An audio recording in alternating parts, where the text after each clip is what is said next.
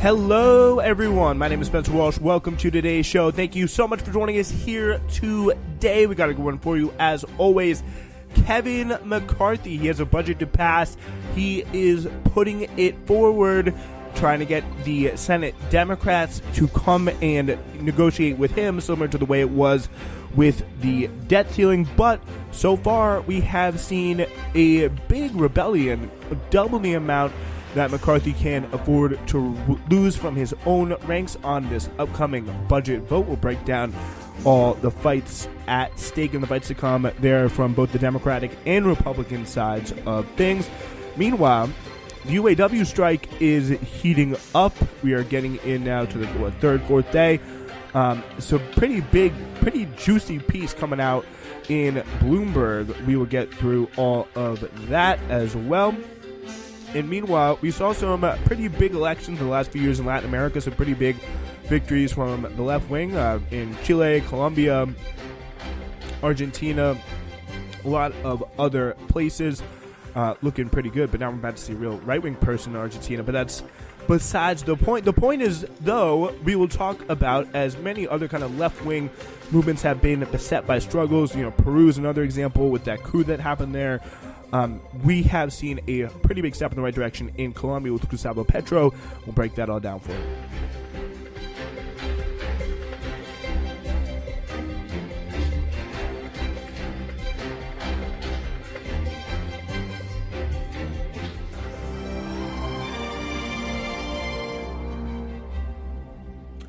All right, so we now are going to get into the show today, and that is, we are going to be starting at Kevin McCarthy in the House and in Washington. So, you know, I don't know if you guys all remember, back a few months ago, I think this was 3, 4, 5 months ago. Could be completely wrong about that, but time it's a flat circle. Whatever people say. But yeah, back when the debt ceiling fight was happening, we are kind of experiencing a very similar situation here. So it's somewhat similar in that the Republicans, especially the Republicans in the House, are setting forward a budget which is riddled with cuts, riddled with more support for the Border Patrol, and it's a very, very far right-wing budget, which is just not in line with the priorities of Americans. It's a little bit different in that Democrats are going to have to come to the deal with this one, but they only had to come and negotiate with the Republicans about cutting things like for example, the student debt moratorium, as we are going to see student debt payments coming up in the near future. And the only difference there was that they didn't have to go to that negotiating table this time in order to keep fighting the government. Some deal will have to be made. And it's going to be very interesting to see, what leverage is on which side. And right now, the only people who really seem to be using their leverage are Republicans, specifically two facets of the Republican Party. First, we have Kevin McCarthy and his main block of House Republicans. They have just put forth a pretty right-wing budget, just as we talked about before. It's going to be a stopgap spending measure with steep funding cuts and new border controls, indicating that they could not be induced to change their votes through leadership pressure. A little last clip there was indicating from the New York Times that there are a bunch of rebels in the right-wing party kind of challenging this from the right on the Republican side, that are going to make this bill essentially impossible to pass. Like, this is meant to be just an opening salvo here from Kevin McCarthy, but they are not happy with it. They want to see some pretty further cuts, I guess. Let's take a look at one quote from this.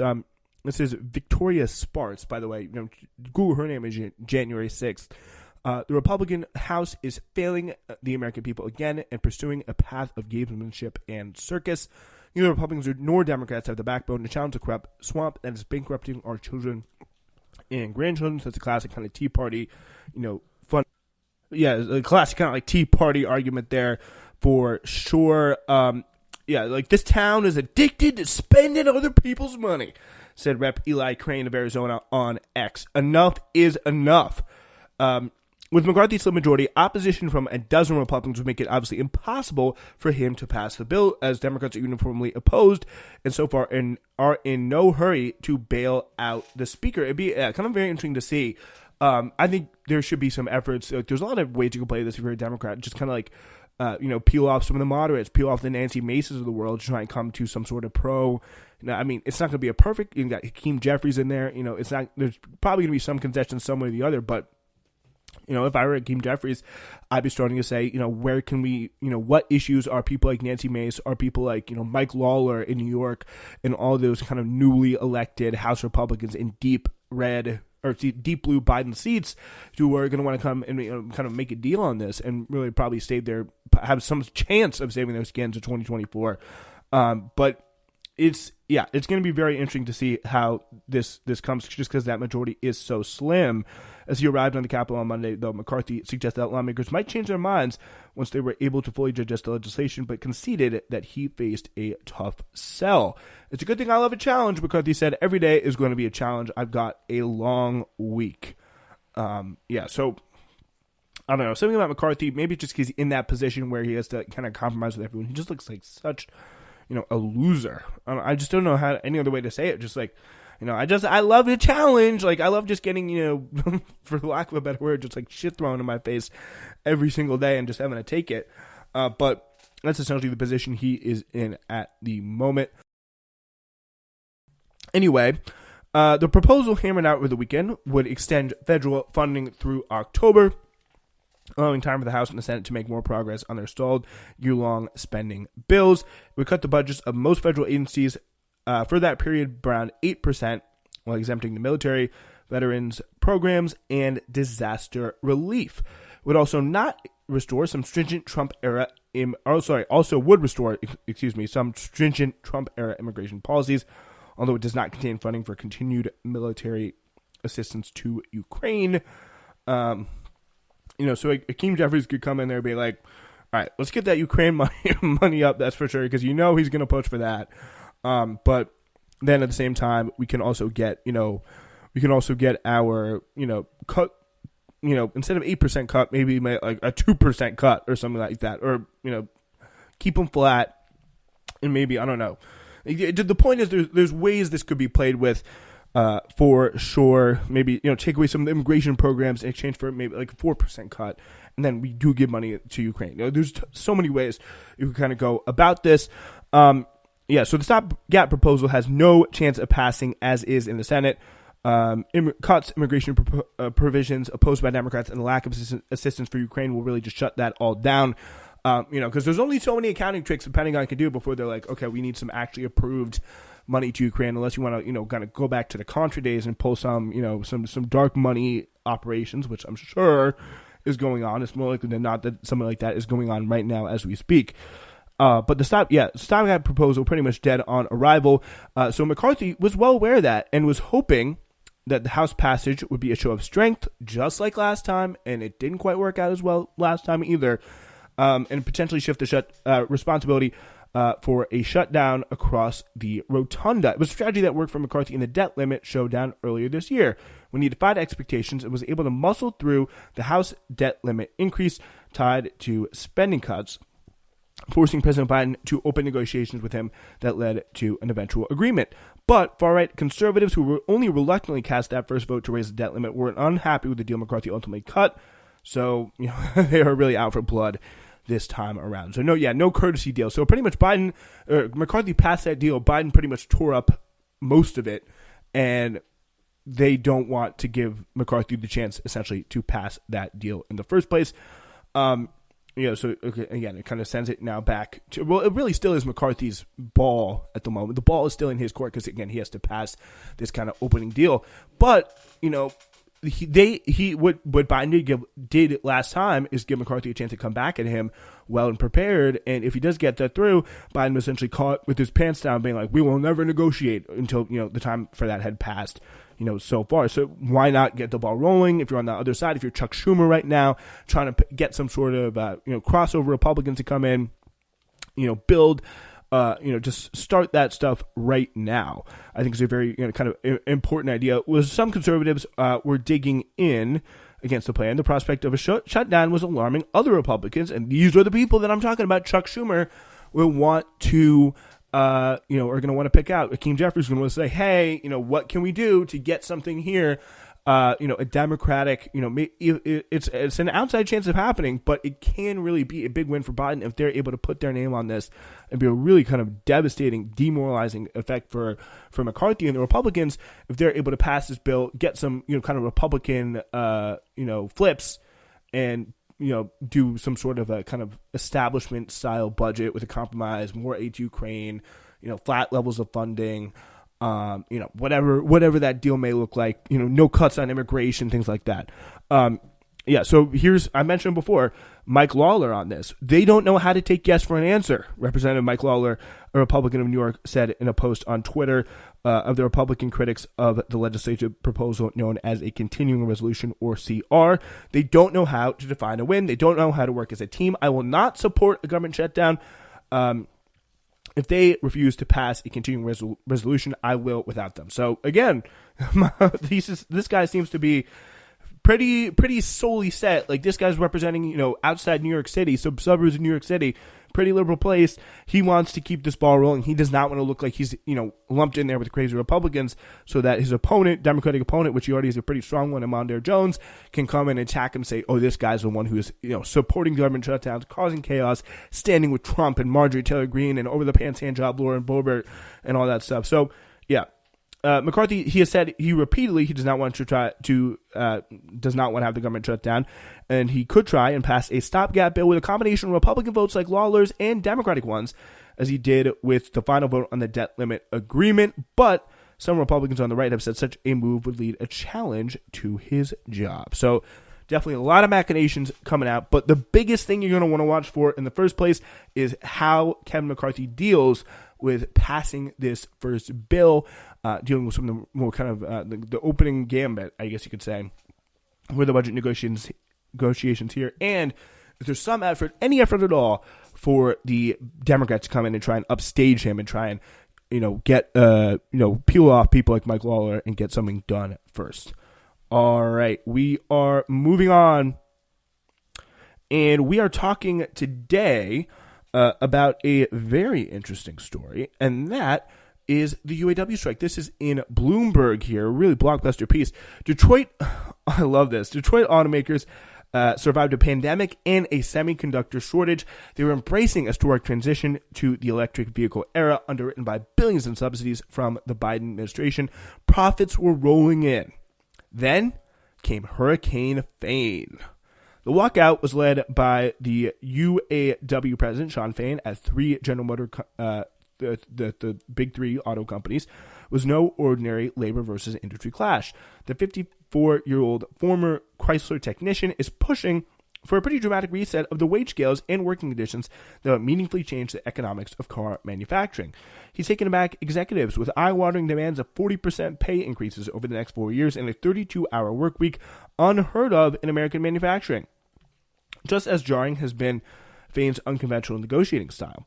Instead of following decades of precedent and targeting one company at a time, which again is exactly essentially what the unions want you to do, they really want that.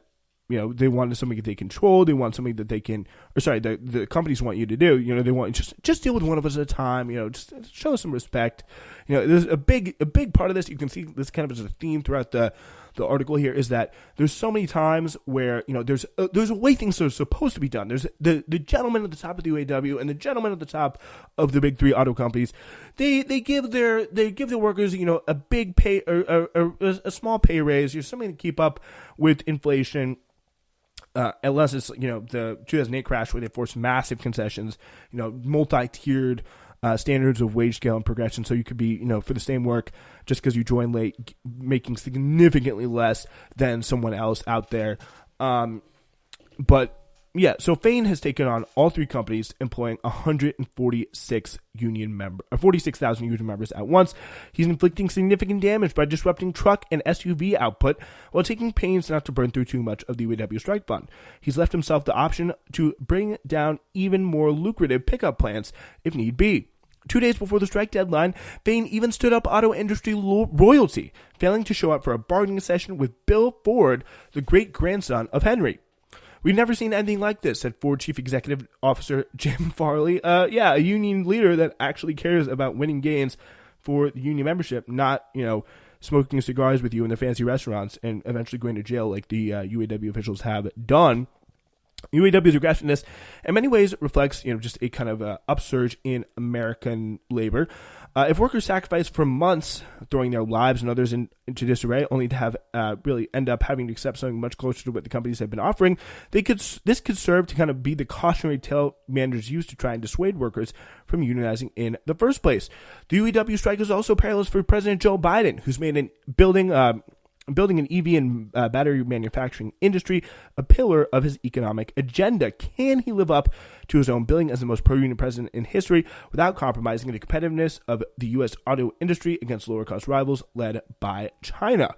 If the union takes a more militant turn and is punished for it, it will intimidate workers across the board, said Chicago historian Gabriel Winant.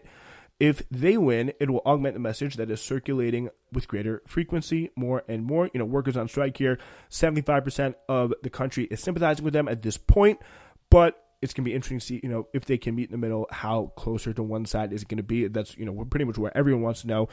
UAW wants 40. So far, the Big Three have given them roughly around 20 and dealing with them, kind of all at once. I think Stellantis had the highest offer of 21%. So kind of Gabriel went it there with a little bit of an obvious quote, but leverage has been short supply on the labor side of Detroit bargaining table for decades. The once dominant GM, Ford, and Chrysler faced one crisis after another, starting with the 1970s oil price shock and the emergence of more fuel-efficient compact cars from Germany and Japan.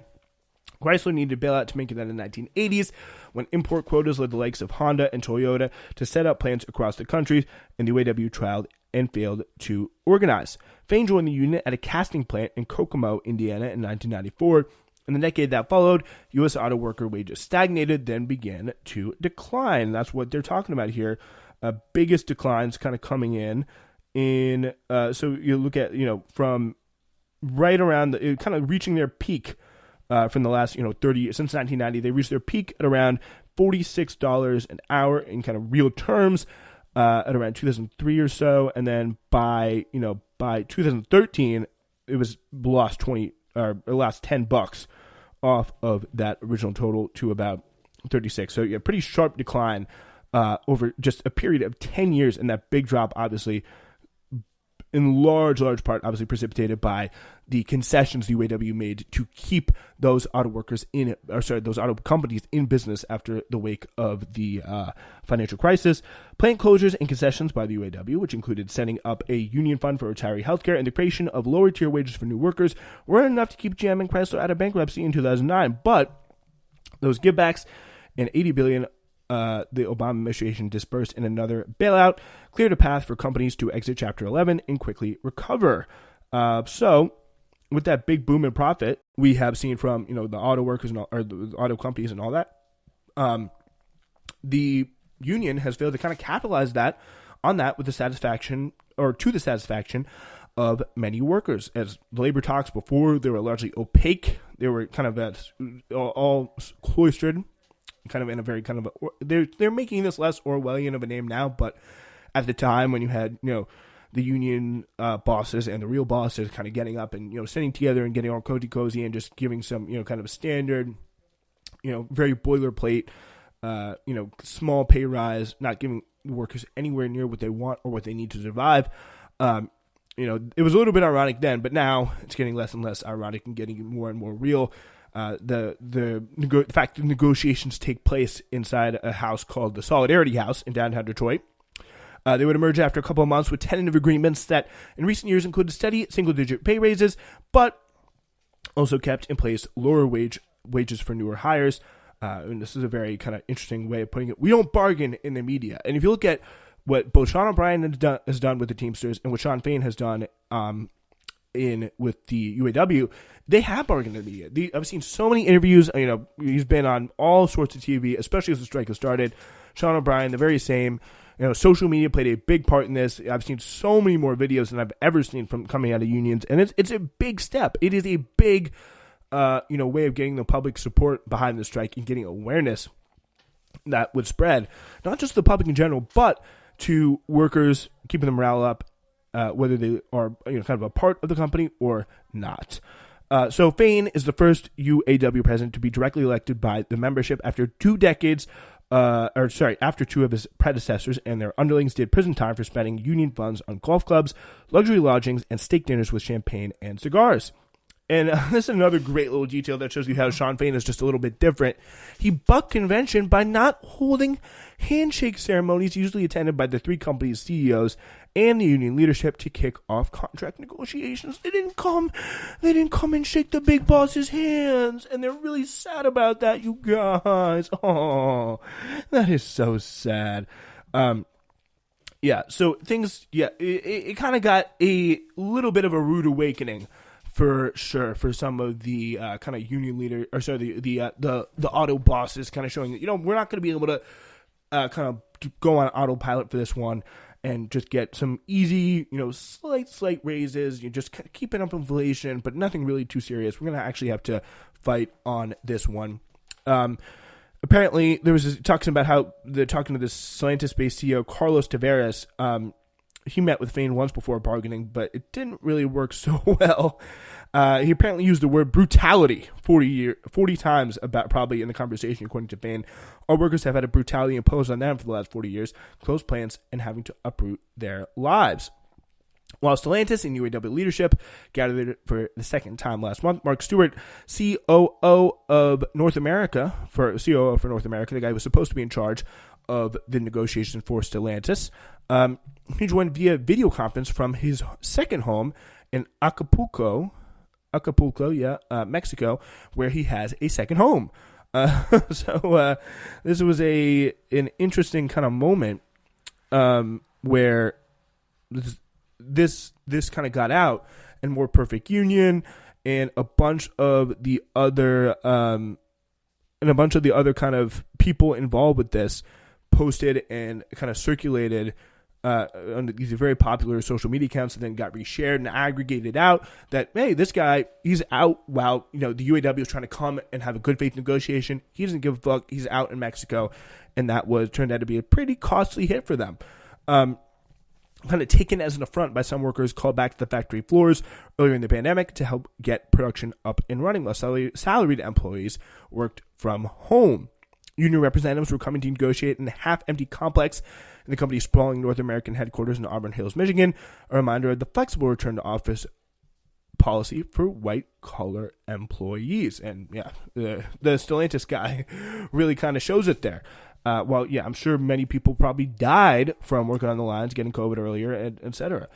So some of the veterans of Senator Bernie Sanders' runs for the Democratic nomination for president are behind the UAW communications effort on this. Passing around, on accounts like More Perfect Union, videos of this kind of the Stellantis COO in Mexico. And that is why, folks, really kind of raise support, raise morale, and just anger the workers, making their job a little bit easier at the UAW. That is why you negotiate in the media if you're in the union. It's because, you can win. The in-your-face messaging has extended to Fain's almost daily updates sent out to members. He's bandied the company's offers about in Facebook Live addresses and decried them for their shortcomings, even throwing one in the wastebasket, which, by the way, this is exactly the way a Democratic union runs, in constant contact with the members, always updating them, always taking feedback from them as well. A pretty important part of the equation there. This has forced the companies to be even more open about their proposals for record raises and the return of benefits lost during the financial crisis, which is a really big thing that is on a lot of the UAW members' minds, understandably. All the while, though, Fain has made the gospel of criticizing the company's CEO pay packages and multi-billion-dollar share buybacks. He rattled off those figures during the latest national media appearances on Monday, telling the NPR that the union had minimal conversations with all 3 car makers over the weekend. And while Fain has blamed the companies for dragging their feet, he and his team have been in turn accused of taking their time to respond to offers. So of course this is a whole kind of back and forth between someone like Mary Barra, who's astronomical profits at that company. Same thing with all the other 2 major companies. They're freaking out. And, they're, of course, trying to say, oh, we're here at the table. We're trying to negotiate. And, of course, Shawn Fain is saying, well, yeah, we actually are waiting. This is why we're striking. It's because you're not getting back to us with a, really serious proposal here. And, of course, when you come down to it, it was pretty clear that Shawn Fain was kind of sitting there with his hands sitting on his hands, really waiting for them. And they were not really interested in making any kind of serious offers. And pretty much when it comes down to these disputes, you can almost always trace back to the moment where the companies pull back and say, you know what, if it's a strike you want, that's what you're going to get. It's a shame we didn't come to an agreement before. And this is a classic back and forth of, union negotiations. GM's ever-composed CEO, Mary Barra, was, in her words, extremely disappointed and frustrated by the strike, which she said didn't need to happen. I bet for her, she probably didn't want it to happen. She said her father was a union die maker, and apparently he would have voted yes on GM's latest offer. I'm sure he would have, Mary. I'm sure he would have. Ford called in Executive Chair Bill Ford as time was running out, the company's contract with workers, to personally present what management considered the most generous proposal it ever offered, a 20% raise, restoration of the cost of living adjustment payments, so kind of pegging it to inflation, and a significant expansion of paid time off. When Bill Ford, Farley, and about a dozen other executives arrived in the conference room so Farley's the Ford CEO. I love this. They were greeted on the second floor of the conference room in Dearborn, Michigan, Ford's headquarters. They were greeted by the vice president, Chuck Browning, who explained that Fain wasn't coming. Why not? Bill Ford asks. So he's coming in there. He's head of the chief anti-Semite of American, the relative of the chief kind of anti-Semite king of American car making. Bill Ford kind of comes in, waltzing in there, and is like, where's my guy? I'm gonna come and yell at him and give him a big. It's just like this arrogance of like, oh, just because you have someone with the Ford last name, you're supposed to be that odd and that amazing. Just giving up power to control the kind of conditions of your livelihood. It's just so kind of condescending. It's just like, oh yeah, you kind of idiots will be fine with this. You'll love this. It's just like, come on. So Browning was vague on Fain's whereabouts, according to the people who were there, but discouraged the executives from reading anything into it. Just a little bit, the same way that, you come, you kiss the ring, you shake my hand before the bargaining session, you come kiss Bill Ford's ring or whatever. It's like, no, we're not going to do this. We're going to play a different game. You're going to have to kind of kiss our ring. We're not going to be, there for you at your beck and call. You're going to have to come to us. All that kind of, not just financial, but psychological negotiation too is a big deal as well. So inside the room, more than 7 union bargaining officials sat 3 deep in chairs along the perimeter. Ford eased tensions by fielding questions about the big win the week before by the Detroit Lions, the football team his family owns, which is, cool. He and Farley walked through their offer for about 20 minutes. Ford closed with, I can look you all in the eye and say, I believe this is a fair offer. Well, if Ford, the guy who owns the freaking football team says it, then it must be true. But then, surprise, surprise, the union turned it down. Farley was still hot about Fain's snub a day later. Bill Ford, the chairman of the company, like the 4th person to lead the company since Henry Ford founded our industry, he was there. And Shawn didn't come. Ugh, the disrespect. It's like, if you're to pay, someone who's worked in the Ford plants for years, like, has done way, way more to make the company profitable than someone who just happens to have the Ford last name. The next day, the morning before contracts were set to expire at 11:59 p.m., Barra made the trip to Solidarity House along with GM President Mark Roos, Manufacturing Chief Gerald Johnson, and others with an offer in hand. Just as had happened the day before, Fain stood them up. Barra and her team left, regrouped in the evening, and brought the offer back when Fain would give them an audience. The proposal was similar to Ford's with a 20% raise, and it too was rejected. The union lowered its raise request to 36% earlier in the week and wasn't willing to budge further because why? CEO pay has gone up 40%. Profits have gone up in a similar margin. They need an equal share of what they produce, which is it's pretty good logic when Shawn Fain gets a good hearing in the media to explain it. So yeah, really good stuff, really important stuff coming out of this story. So very, very good to see how strong Shawn Fain is being on this. We'll continue to follow this. And it is going to be a very, very important story, a big story, the future of labor, like the directional future of labor, this could be a turbo boost or a major setback for the American labor movement. So we're going to follow it very, very closely right here on Newsflash. All right. Now to our last story, a pretty cool one. Just over a year ago, no one would have thought that Colombia could provide an example of a leftist governing model. The nation has long been the bastion of what supporters see as a liberal democratic rule in South America, falling to neither left-wing revolution nor the bloody right-wing dictatorship experienced by its neighbors. Check out this season of Hidden History for a good chunk of that. Colombia's close relations with powerful Western nations have been equally stable, with the latter praising the country as the healthy example of democracy in the region. President Gustavo Petro, a left-wing former guerrilla fighter, and his melange of an alliance known as the Pacto Histórico, ascended to power in August of last year, closing the curtain on this tradition. The new political movement comprises a broad spectrum of politicians and parties, with many sharing the values of previous governments, which makes the long-term viability of the coalition difficult to predict. Tempting as it may be to be pessimistic about a reformist project trying to resolve the country's deep-rooted problems and historical conflicts, the evidence has thus far mostly proven critics of all political persuasions wrong.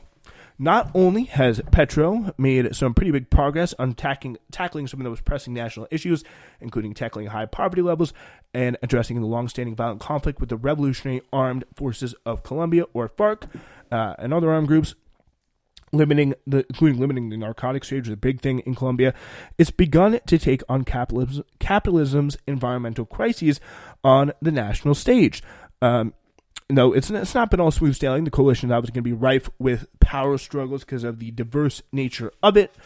The hostile opposition has successfully limited progressive bills in Congress where the coalition lacks a majority, and more generally, the incessant machinery of disquieted ruling class constantly undermines the coalition's policy goals, particularly through lawfare and smears of corporate media. Unsurprisingly, despite evidence of Petro's impressive performance in his first year in office given these challenges, most of the country's opinion polls show his approval ratings down from 56% when he was appointed to just 33%. However, a recent Strategic Center Latin American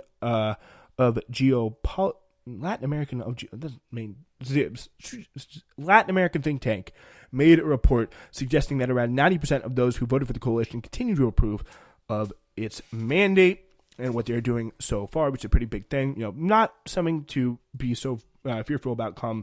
It's not a insurmountable gap to make up by any stretch.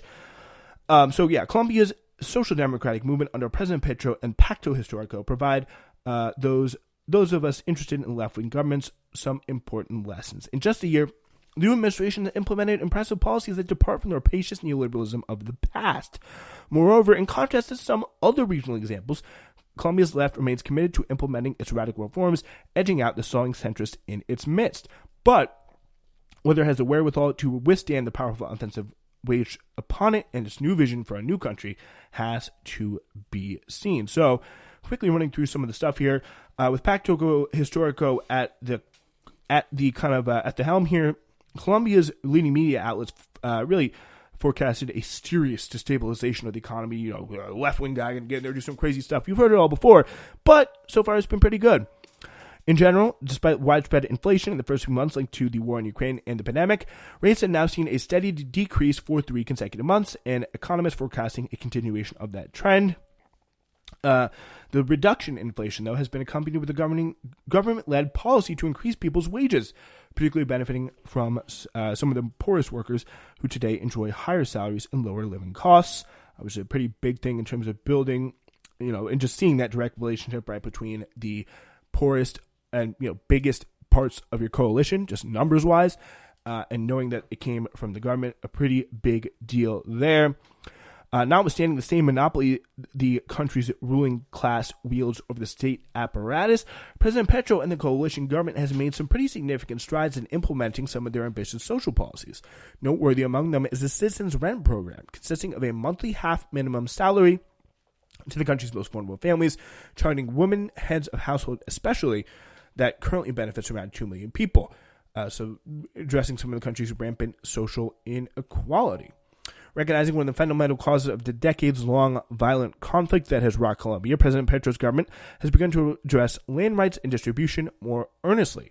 Tens of thousands of rural families have been awarded land titles, more in 1 year than the previous government processed in its full term. The 2016 peace agreement between the FARC guerrillas and the state was a historic achievement, though the implementation has largely been disappointing. The electoral victory of the far right in 2018 resulted in its near abandonment and the resumption of full-blown military intervention against dissidents, both armed and unarmed. But the Pacto Histórico has kind of begin to kind of come back to talking with the guerrillas and getting things back under control, with a total peace program that not only reinforces the implementation of the prior agreement, but advances new projects. Concretely, the bill gives the government extraordinary powers to start talks with the remaining armed dissidents, such as the National Liberation Army, whom they have agreed to a ceasefire with, while advancing towards a peace accord. So, again, some pretty important stuff there, and it really shows you what can be accomplished when a left-wing government is smart politically, goes at a sustained pace, and is able to fight off a huge onslaught from both external and internal ruling class and capitalistic forces. All right, that's all we got. We're back on Wednesday. It's Newsflash.